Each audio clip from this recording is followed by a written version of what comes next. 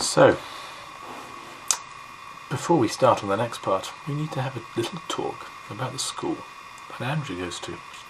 He went to a school called St. George's, and he liked it a lot. Yes, there were kids who he didn't like, kids who he had to avoid, but on the whole, he liked to learn. He had some good friends, and he'd also discovered that actually there were some teachers who were jolly nice.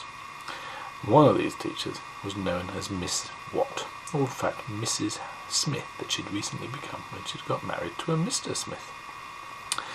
Now, Mrs. Smith had started off as the deputy headmaster, and recently she'd actually become headmaster, or headmistress perhaps I should say.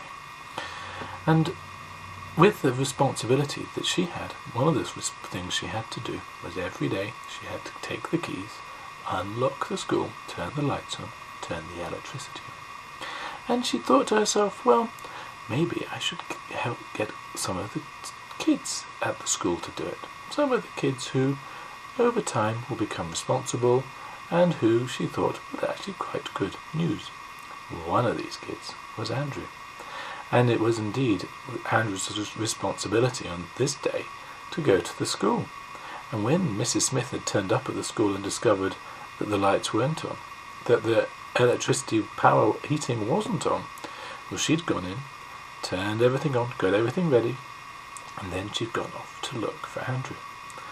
And she was in her car driving off towards where he lived when she saw him being pushed and pulled and hassled by two rather suspicious-looking men, one very tall, wearing a dark black coat, and the other one rather fat. So she thought, well, I don't like the look of that. So she'd rushed up, and she'd put on her fiercest voice and run out and shouted, "Andrew, what on earth do you think you're doing? Where are you? Why didn't you do what you were supposed to do?" And she glared very furiously at the two men, and the two men had let him go, looking rather suspicious, and she'd grabbed him, pulled him into the car, and pulled off. And she sped away with Andrew looking incredibly frightened next to her, turned the corner, went over a hill, round the corner, and parked outside the school. And in they walked, and they went into Mrs. Smith's office. She closed the door, sat him down, and said, "Andrew, who are those people? What on earth is going on? Do you know those people? Are you in trouble? Question, question, question, question." Then she paused. She said, "You're looking a bit white." She went and got a nice cup of hot chocolate, gave it to him and said, "Tell me everything."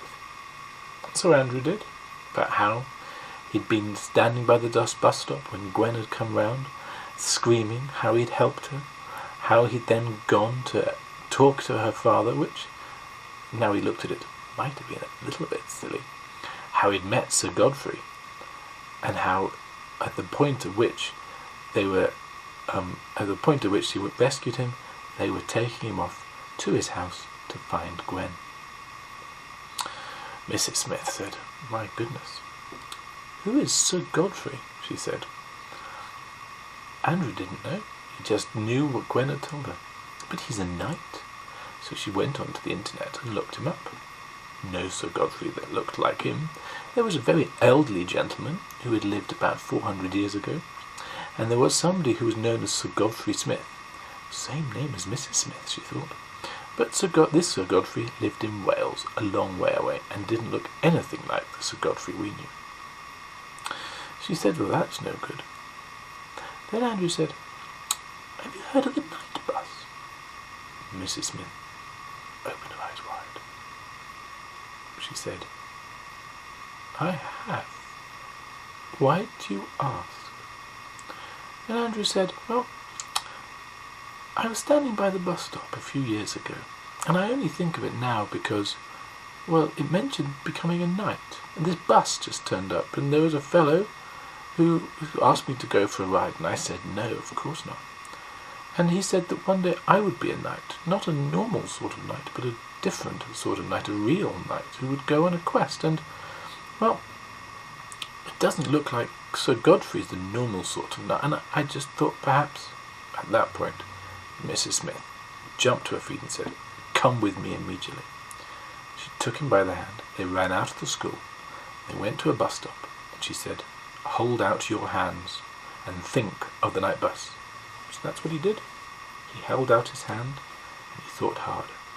And in that moment there was a doo-doo, and around the corner came that strange bus. No, bottom half looks normal, top half is huge, and the fellow in a tweed jacket and a flat cap. The same clothes as he was wearing 4 years ago, thought Andrew suspiciously. Pulled up, opened the door, and the driver said, "Hello, Andrew, are you ready to get in?" Andrew looked at Mrs. Smith, and Mrs. Smith said, "You better go, I'm not a knight." And with that, Andrew stepped on board the night bus, and the doors closed, and the night bus sped away.